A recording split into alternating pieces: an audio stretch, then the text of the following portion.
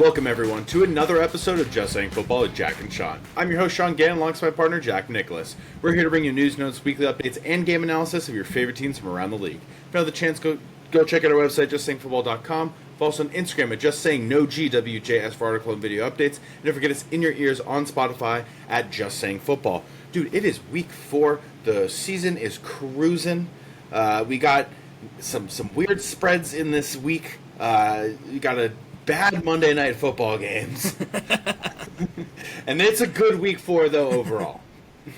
It is, man. We talk about it every week. Every week that it passes, we're like, damn, another week down. And last week was no different. Crazy endings, insane things that, sent teams to 0-3. Now you're 0-3. You got a 2.4 playoff chance. What are you going to do with it with some of these teams? But we got a divisional matchup on Thursday. Tell us about that.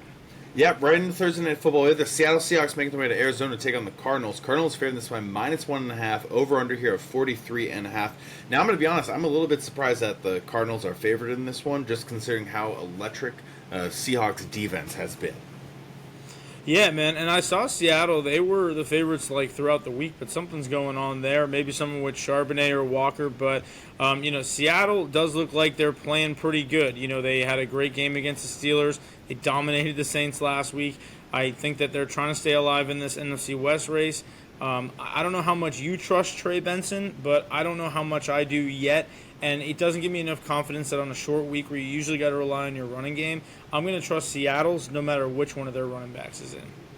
Yep, I'm looking at this injury report. There's going to be no Will Johnson in this one. He's doubtful at the moment. That's a huge concern because Jackson Smith-Njigba has been everything that Seattle's been hoping for out of their wide receiver 1.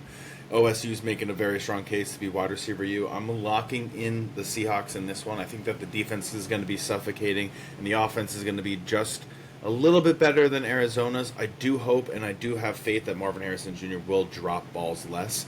I think it's some second year's woes. Let's see what's going on with that, though, as the week progresses. All right, moving this into some Sunday games. This is a 9:30 game happening in Dublin when my Minnesota Vikings take on the Pittsburgh Steelers. Minnesota's favored this by -2.5 with an over-under here of 40.5. Now, Minnesota's coming off of the incredible defensive game and performance by Isaiah Rodgers. They have a lot going in for this one, and they're not unfamiliar with the quarterback that they're facing in international territory because they actually just played Aaron Rodgers in London last year. They are in Dublin, but still international. Yeah, definitely international. Vikings, I feel like every year we see them having to play an early game. Pretty cool, 9:30 a.m. Get up and get ready. Get your coffee and your Vikings mug, Shawnzy. I'll tell you this, though. Our buddy Jordan Addison's coming back. This offense is going to be one step closer to getting a little more complete. He's got to be taking Ubers from now on. But I will say, if you're going to take an over this week, in this game, DK Metcalf 50.5, I think that is a safe one. But I love everything on the Vikings side. And our boy Jordan Mason coming through with the over 77 last week. Yep, we absolutely love that. Aaron Jones got injured. They brought in Jordan Mason for a reason, and he did everything that they hoped him to be able to do, exactly what he did in San Francisco. They're going to get Ryan Kelly back in this one, which will be huge for the interior offensive line. Landon Jackson, not hitting the IR, but will be missing the next few weeks. He's our starting guard. He injured his wrist. He's going to have surgery. I'm really excited. Christian Darrisaw being back. You could just see the impact that he had on the left side. I do think that Carson Wentz will continue to grow in this offense. I'm not saying he's going to have an insane performance, but I do think, again, if you're a Justin Jefferson owner in fantasy, he's probably still a safe play. Hopefully this is the week that he gets into the end zone and really pushes that over the limit for fantasy reasons. I'm also saying this as a fantasy owner of him. But I do expect the Vikings to walk away with the win. Moving along into our 1 p.m. games, we have the Washington Commanders making their way to Atlanta to take on the Falcons. Washington's favored this by -1.5 with an over-under here of 45.5. Now, obviously, the big thing that happened is Atlanta losing 30-0 after a pretty great performance against the Minnesota Vikings the week before. Yeah, and, we were expecting Washington to suck and Atlanta to rule last week, and it was completely opposite. Washington looked great with Marcus Mariota. They didn't really need to pass the ball too much. I think that's going to hopefully be the same thing. The Falcons playing at home, they got to have some motivation after that. But they do not look like they're completely in sync like they did the first 2 weeks, which worries me. If they go through something like this, it's going to be tough.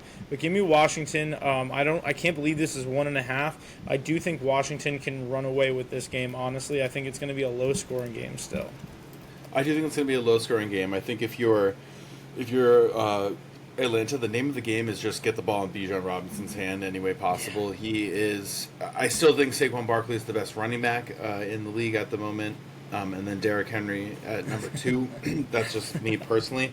But Bijan is easily number 3 right now, and there is no question in my mind about that. So to me, get the ball to this playmaker, watch something happen. That's what will make this offensive go.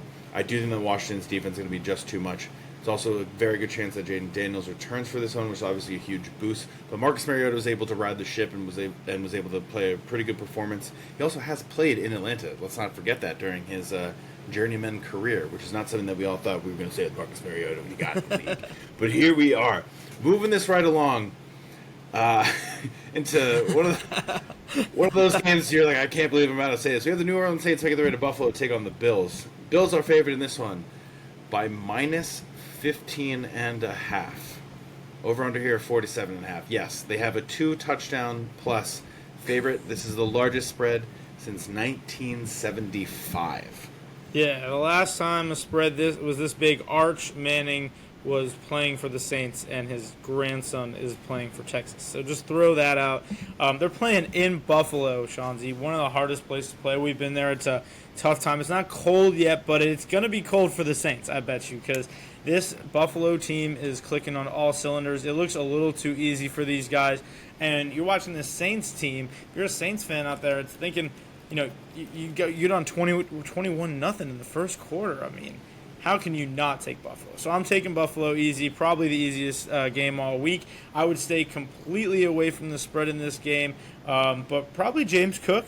Shanzi, we call him Big James Cook stuff this season. Always sprinkle James Cook touchdown, I feel like, especially with what's been going on with them. Also, some Saints news, Chase Young still has not practiced on Wednesday. That's huge for their defense. I'm locking in the Bills. I just think that's going to be one of those blowout games. And I think I might have mentioned this last week, but if I didn't, I will say it now. Just trade Kamara, not because he isn't good. I just think get some value out of him, send him to a team that's going to make it to the playoffs.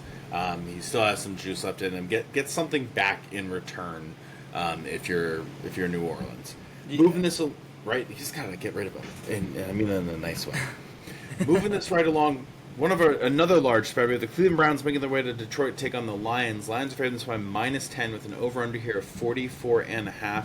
Seems like the Lions are back on their usual way. Got a huge win on Monday Night Football in Baltimore against the Ravens. What are your thoughts in this one? Do you think Cleveland can find some magic to beat another NFC North opponent?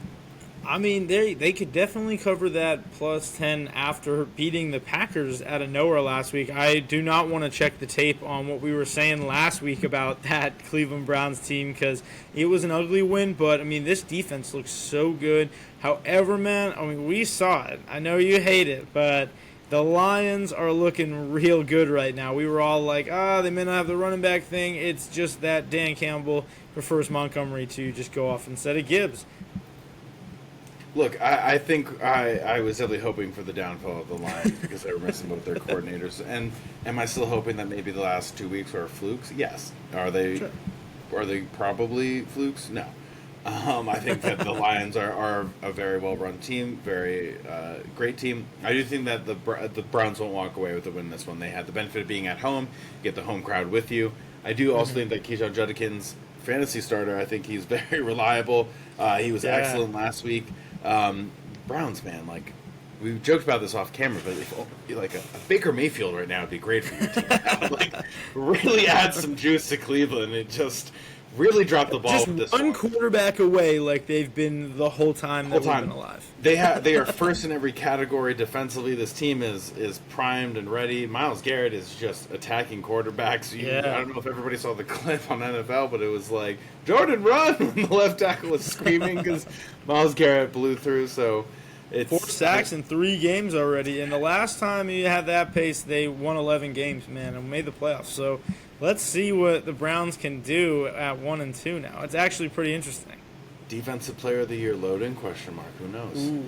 Moving this right along, Carolina Panthers making their way to New England to take on the Patriots. Patriots are favored this by minus 5.5. Over under here of 42.5. Now Patriots had some offensive woes in the red zone. Just could not hold on to the ball when it mattered the most. Fumbling in the end zone if you're Ramondre Stevenson.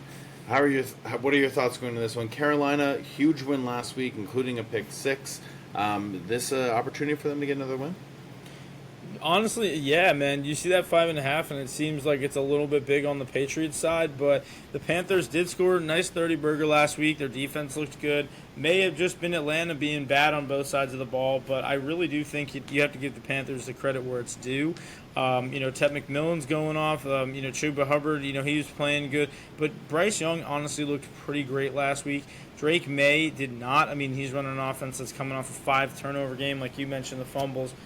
They got to clean that up, but they're playing at home, so I'll take New England. But you got to give, we're giving the Carolina Panthers their flowers on that one. Yep, I'm also going to go New England on this one. I'm hoping that Chuba is able to start picking it up a little bit more. I want to see what he was able to do last year. Rico Dowell had a lot of juice for this team. That's something to just monitor if you're a fantasy owner. Just keep your eyes out for that. But I got to go with the Patriots. I do think that the home crowd in this one, I do think that they're going to clean up on the turnovers. Odds of you having 5 turnovers again, pretty slim. Yeah. If you do have that, you got some larger questions to worry about at the moment if you get 10 turnovers in 2 games. Moving this right along, Jack's favorite game of the week. We have the Los Angeles Chargers making their way to New York, take on the Giants. Chargers favoring this one by -6 with an over-under here of 43.5. Now the Giants have opted to bench Russell Wilson, and they are starting rookie quarterback Jackson Dart. How are you feeling, buddy? Yeah, I was, I ranted to Sean off camera, but for the pace of the show, I will just say it. I thought maybe week 5, an easier matchup against New Orleans would be good. The Chargers are rolling right now. Justin Herbert's leading the league right now, 860 yards through 3 games. I mean, that is impressive stuff. Marion Hampton with no Najee Harris now is going to be taking over the backfield. The Giants, I think that they're a big X factor if they're going to win this game. And I'll pick them to win this game just so we shake it up a little bit with our picks today because it's a one-sided kind of weekend. But I'll take the Giants at home, especially +6. I think that this will be interesting. Maybe you could live it, but it's interesting to see Jackson Dart. Lane Kiffin, utilized him very well at Ole Miss. I'm very excited for him, but he has a huge road ahead in the games we'll talk about in the coming weeks. Having Andrew Thomas there this week is big, but putting him on a snap count last week, I don't agree with that. The Chargers O-line is banged up. We need to be blitzing like crazy this week.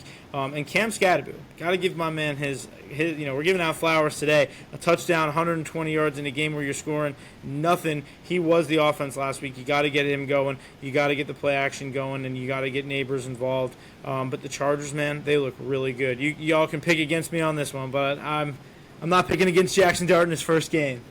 I do like the live bet, the spread especially. I think that this is one where the game might be close. The Giants, like you said, they have a great front four. If they start figuring out how to use it, when you got Brian Birds, Dexter Lawrence, Kayvon Thibodeau, and then you draft Abdul Carter, this should be a time for your team to really go after the quarterback and make Justin Herbert uncomfortable. They don't have the best running game at the moment right now. I'm hoping with Marion Hampton they're able to figure it out. I have really high hopes for him as a rookie.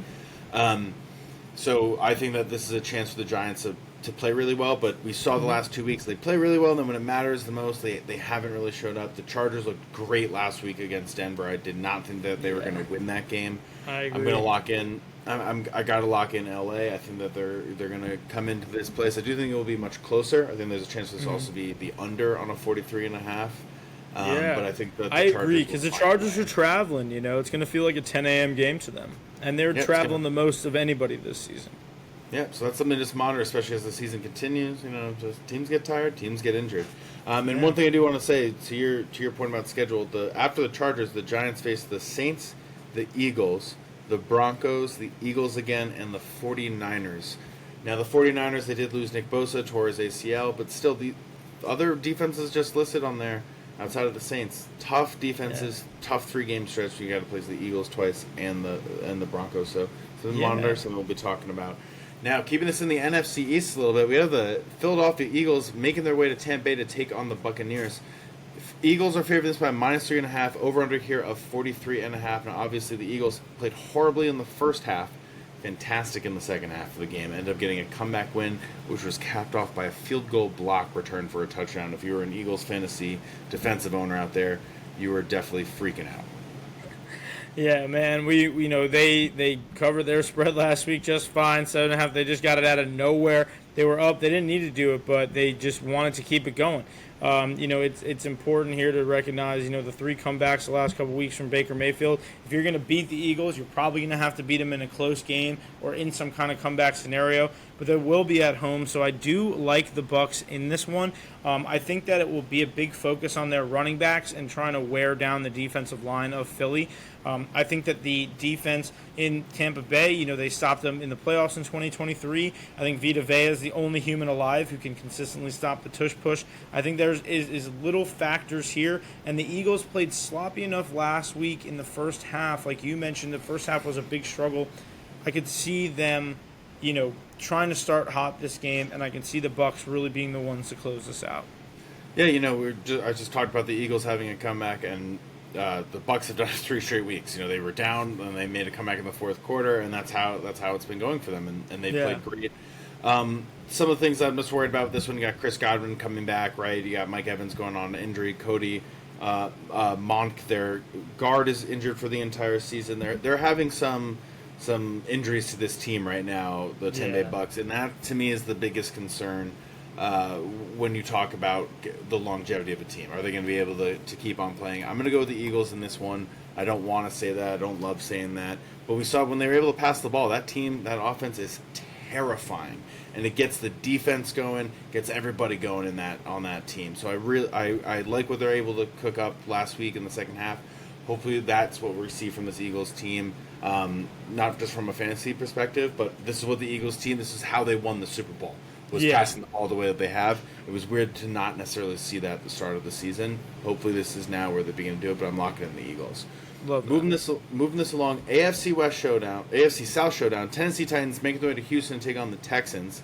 Texans are favored this by -7 with the over-under here of 38.5. Now both of these teams have not won a game at all this season. It's been a tough going for everybody on both teams. I'm locking in the Texans. I said it last week with the Jags. They're playing an in-division opponent. You haven't won a game yet. This is now the moment to get it right. You're at home. You are not on the road. Mm-hmm. This is the moment to get it right. This has to get it. Or actually, they were home last week, I think, too. You have to get it right. If you lose to the rookie with a great defense that you have, no offense to Cam Ward, as good as I think he can be, if those pass catchers really start to figure him out a little bit better, it's time to then hit the panic button for Houston. Yeah, man. I mean, Houston's defense, we talk about it every week. I feel like is a huge factor. Got to be able to disrupt the rookie QB, like you were saying with Cam Ward. But, yeah, I mean, the Texans, obviously, last week, you're sitting there. You are the division favorites. We thought they'd win the division. You have the Joe Mixon injury. Woody Marks and Nick Chubb are stepping up, but it's really, the Titans are luckily bad enough that they kind of get a break here in their schedule. I do think the Texans being at home is huge, but they got to do a little bit better than they did last week because Tennessee, they actually have a decent defense. Once this offense figures it out, it's going to be great, but this is going to be a low-scoring game, too, reflected in the 38.5. But last time we talked shit about a 38.5, it was the Steelers-Jets week 1, and they scored 70 points. Yeah, sometimes, you assume, and you assume wrong, and that happens. That's part of sports. I really hope to see that they get Calvin Ridley going a little bit more, also a little bit on characteristics on drops and not getting things started. For sure. But moving this right along, 4:05 games now. Indianapolis Colts making their way to LA to take on the Rams. Rams are favored this one at -3.5. Over under here of 49.5. Obviously, the Colts are off to a 3-0 start. They're looking pretty solid. Jonathan Taylor, back to his Jonathan Taylor ways, running the ball, scoring touchdowns, not going down. We'd love to see that from the Wisconsin product. What are your thoughts going into this one?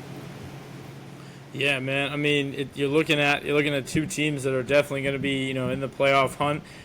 Definitely have had some heartbreaking, times for the Rams last week, but I think they're going to get over it. The Colts have to travel in this one. I think that's why LA is favored. Daniel Jones continues to get it done. I do think, Jonathan Taylor is having kind of what Saquon had last year, where you just have this hot start, and you're like, you could be the offensive player of the year type of running back right now. I would like to see Indianapolis' pass offense get involved. I feel like we haven't seen much of Michael Pittman, Alec Pierce. Tyler Warren is looking phenomenal. I'm still going to take the Rams at home in this one, just because I will say I loved what I saw to Kyron Williams last week, obviously, and I think that this Puka Devontae thing is working great. As long as Stafford goes into this week healthy, I don't see a reason that they can really lose. I think that the Rams are like a few more catches to Devontae from being, and all I mean by that is just like you get the ball away from Puka a little bit more, so that way he just doesn't take all the hits that he gets all the time. I think this team gets even more scary, where you're just opening up the ball in a totally another way. I think I'm taking the Rams in this one all the way. I think this is going to be a great game. I think this is one of the games to really watch. But the Rams got embarrassed last week. They had a huge lead. They were shutting them down, and then they absolutely got the door shut on them. Yeah. I think this is a game where like you got to rally back. You're facing an undefeated AFC opponent. If they're coming into your house, you just had this incredible game, and you fully collapsed from special teams, from offense, from defense. It was a total team collapse. You got to get right. This is why you have a coach like Sean McVay. This is why you have a guy like Matthew Stafford. This is why this team won a Super Bowl a few years ago, and I do have them as one of those teams that can go deep in the playoffs, potentially win the Super Bowl. Yeah. So I think this is one of those games you got to get right, and I think we'll look back at it and be like, man, that game against the Colts is a game where this Rams team got scary. Yeah, I agree. Moving this along, Jacksonville Jaguars make their way to San Francisco to take on the 49ers. 49ers favor this by -3.5 with an over-under here of 47.5. Everybody's probably wondering, well, they just lost Nick Bosa. They'll be favoring this one. Well, Brock Purdy and Juwan Jennings look like they're going to be back in this one, which is going to be huge reinforcements for the 49ers. I'm going to take them in this one. There's something about the Jacksonville Jaguars team I just don't trust. They haven't quite figured out Travis Hunter on the offensive side of the ball. Yeah. I think he's playing electric defensively. I just think there's something still with the offense that's just not quite clicking, and because you don't have a true wide receiver too, it just doesn't look the same right now. So I'm skeptical of the Jaguars for the long term, despite their 2-1 start. Yeah, and despite, we talked about it, Nick Bosa injury is just absolutely huge, for the rest of the year for them. You're losing a top 5 pass rusher, and you got a divisional race you got to win here against, Seattle, LA, and the Cardinals. And you're sitting here, Jacksonville, this seems like an easy win. I think it is now with Purdy and Jennings back. You kind of love to see that combo, and it definitely frees up McCaffrey. McCaffrey is just doing McCaffrey things the last couple of weeks. He's getting like 8 to 9 catches, 90 yards through the air. So you got to give him some respect there. But, man, I'm taking the 49ers with you. Not too much more for me to question on that one. Yep, absolutely. All right, moving this along, one of the better games in this 4 p.m. slot. Baltimore Ravens making their way to Kansas City to take on the Chiefs. Baltimore's saving this by -2.5 with an over-under here of 48.5. Now, obviously, King Henry just does not seem to be able to hold on to the ball when it matters the most, and everybody's wondering what is going on with that. How are you feeling going into this one? Yeah, man. I mean, you're looking at this Ravens team. Is there another team that we expected to be that good that's back is against the wall as much as the Ravens right now? And, you're looking at how they had to play Detroit. You're playing Buffalo. You're scoring 30 to 40 points, and you're 1-2. That is just, they can't fall to 1-3. They're going to put themselves in a big hole. Going to Kansas City is not an easy task. I'm taking the over on 48.5. Like, it's, that's free. But, we're going to have to see Derrick Henry get after the Chiefs because it hasn't been easy for the Ravens, especially when it's mattered, against the Chiefs. So I think that we're going to need to see the Chiefs kind of clean things up a little bit. It's been sloppy, with no Xavier Worthy, no Rashee Rice. It looks like a completely different offense. Kareem Hunt getting a little garbage time touchdown last week. Their running game is still not great. But this game is going to be absolutely electric. I think this is a game where Mahomes gets it right, but Lamar gets the win. I think I got to go with the Ravens in this one. I think that they're just the better team. They should win this game, especially from a defensive standpoint. And it feels like this defense has so many playmakers, and it's just not just not happening, and I don't know why, and it's really frustrating because I talked about them in the offseason with Malachi Starks, and you get Kyle Hamilton to this big contract, and you have Marlon Humphrey, and you bring in Jair Alexander, and you have Roquan Smith. Like, this is a team that is just riddled with talent on both sides of the ball, and the offense looks great. Granted, it's had its issues and moments where it stalled, but overall the offense looks great. If the Ravens lose this one, not that you're hitting the panic button because they go to 1-3, and there's still a very good chance they can win the division even if they drop into that. But you just begin to be like, oh, are they maybe more vulnerable than we were all anticipating? However, what I do want to say, just to quell anybody that's worried about the Ravens as well, they started last year 1-2. Yeah. And they were scoring about 20-plus points a game. Obviously, they're scoring more this year, but I'm just saying, it wasn't that long ago that they went 1-2 and they still made the playoffs. They were still a dominating team. They went off on like a 6-game winning streak. Don't necessarily freak out for the Ravens yet. Yeah. They are not in unfamiliar territory. How they've lost has been unusual, yes, but they lost to the Raiders last year. They lost to the Chiefs last year before they finally got a win. So just keep that in mind for all the Ravens fans out there and for anybody else just wondering about them. Moving this right along, we have the Chicago Bears making their way to Las Vegas to take on the Raiders. Raiders are favoring this by -1.5, and then over-under here at 47.5. I'll be honest, I don't really know how the Raiders are favored in this one. I'm locked in the Bears. I think last week showed that this offense has a lot that it's capable of, and in turn the defense will step up. I have a lot of faith in what Ben Johnson can do and the Bears team. I just don't know with the Raiders. They still feel like that team where it's like, yeah, you guys are good, but not good. Yeah, and it's hard to assess the Raiders because you know we want them to be good. They made the moves to be good, but so did Chicago. And Chicago right now, they're kind of, maybe it was because Dallas is a little beat up from that big Giants game the week before. But man, I mean, you're looking at the Bears, 4 touchdowns for Caleb last week, and it's just one of those insane things where we're finally getting to see like the flea flicker, all those things. We're able to see all of these cool Ben Johnson things, and I think that's going to benefit them. But I'm taking them easy. I do not understand how LV is favored, but maybe it's just because they're at home.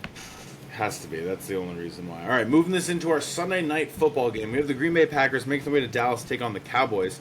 Green Bay said this one -7, over-under here at 47.5. Big loss for the Cowboys. They will be without CeeDee Lamb for the next 4 to 6 weeks, actually, which is a huge loss for this team. Obviously, they have George Pickens, who's now wide receiver 1, but CeeDee Lamb is a huge loss. He's obviously a top 5, top 7 wide receiver, depending on who you are. I got to lock in the Packers. They just lost to the Browns. This is a get-right game. Micah Parsons is returning after all the disrespect he felt from Jerry Jones. Beat-up offensive line for the Cowboys. Beat-up offense for the Cowboys. A weak defense without Micah Parsons for the Cowboys. Might not be good in Jerry's world, so we need to check on him after this game. Yeah, when you play a guy who has had literally thousands of reps against that offense, and now he's going back to Dallas. Green Bay favored by 7. My God, it's going to be more than that. Especially, we've been talking about it. The revenge tone is really the tone for a lot of teams this week. Trying to avoid going 1-3, being a good team. Who got screwed last week in all the crazy games. But now you're looking at Green Bay, and if they can't win this game, we aren't going to be talking about them the way we were a couple of weeks ago because they were a top 5 team through the first 2 weeks. Last week, you obviously have a bad game. I think this is a great opportunity for Jordan Love to get going. Great matchup for Josh Jacobs.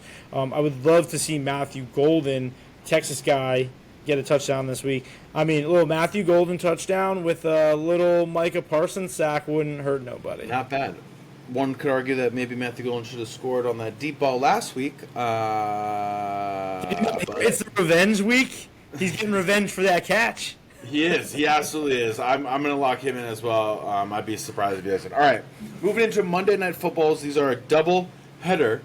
We have one at 7 p.m. and we have one at 8 p.m. or 8:15, 7:15. 7:15 p.m. We have the New York Jets making their way to Miami to take on the Dolphins. Dolphins are favored in this by -2.5. Over under here at 48.5. Obviously, these teams don't have a win to their name. This is what we were saying by not the best Monday Night Football games. This is not the game that everybody thought that this game was going to be. Potentially, maybe at least sitting at more at like 2-1 or 1-2. But here we are. Yeah, and we'll maybe say that about the next game, but no spoilers. But I will say, The Jets, man, I mean, last week they looked like they were keeping it close. When it comes to Miami, it's like, why can't they get these things done? Why are they in prime time? Who put this in a prime time selection? But yeah, I think that with Miami this week, they do have an advantage being at home in prime time. They have to get it right. They have the tools. Sauce Gardner went out last week during the game, so I think that's a big advantage. And the Jets secondary outside of him has been tough. So, I think if Miami, is getting blitzed a lot, they can go to Achane, they can go deep to Hill. I think I can see, the Dolphins pulling this one out. So I'll take the Dolphins.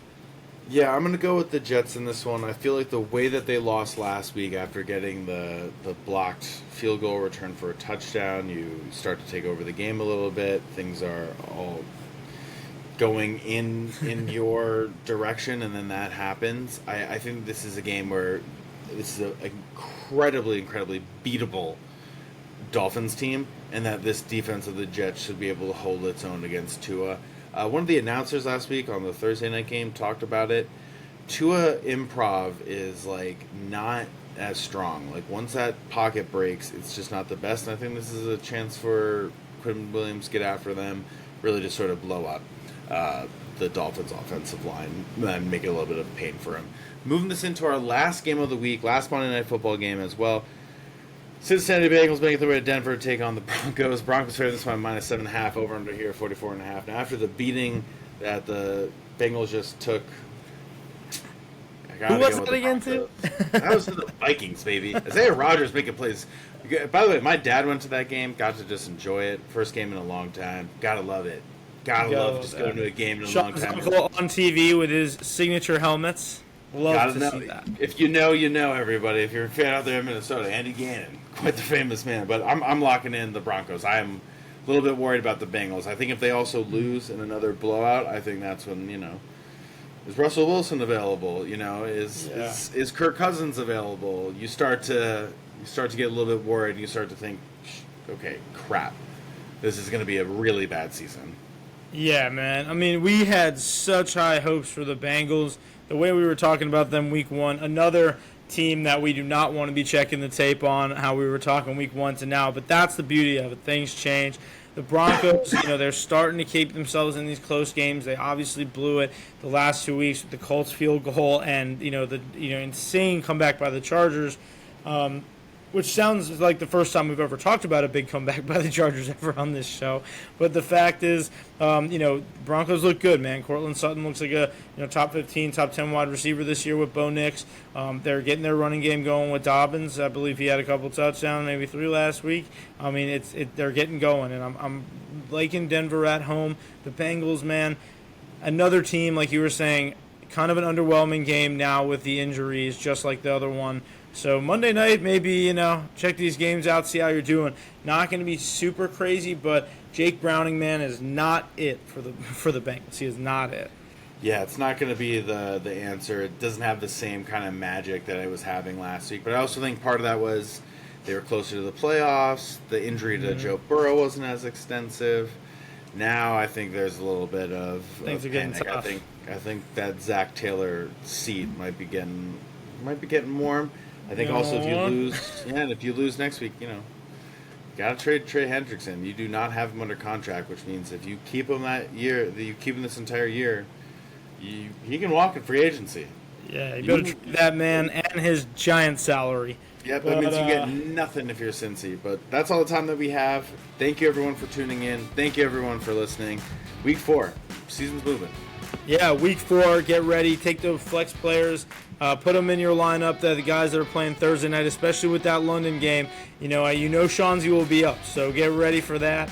We're so excited every week to give you guys these content. Just Saying Football, YouTube, and Spotify. Just Saying No GWJS on Instagram to stay up with all our updates when our videos are going up. So thank you guys for watching, and thank you guys for tuning in. Enjoy.